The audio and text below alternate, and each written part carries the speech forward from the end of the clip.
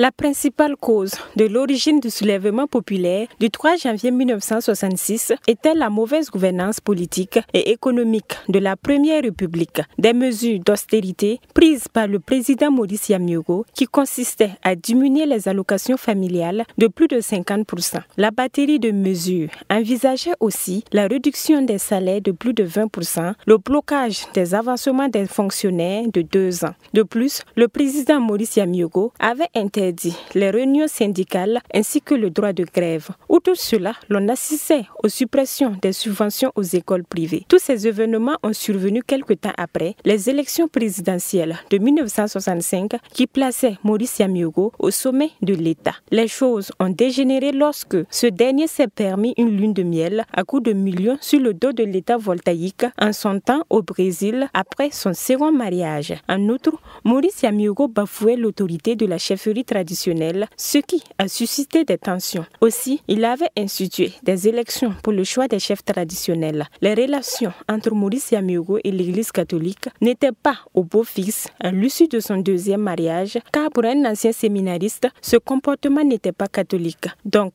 des manifestations pour dénoncer ces mesures et réclamer plus de liberté vont se déchaîner en un soulèvement populaire. Cela a conduit à une grève nationale menée par les syndicats qui a poussé le président à démissionner le 3 janvier 1966. Cette révolution aboutit à la prise de pouvoir du colonel Aboubakar Sangoulé Lamizana, chef d'état-major d'alors. La Haute-Volta, devenue Burkina Faso, venait d'enregistrer son premier soulèvement populaire. On assiste également à un soulèvement populaire le 31 octobre 2014, piloté par les organisations de la société civile et les partis politiques. La commémoration de ce 59e anniversaire intervient dans un contexte de reconquête du territoire national sous le leadership de l'actuel chef d'État, le capitaine Ibrahim Traoré. Sous son magistère, le Burkina Faso affirme davantage sa souveraineté sur l'échiquier politique, économique et alimentaire, entre autres.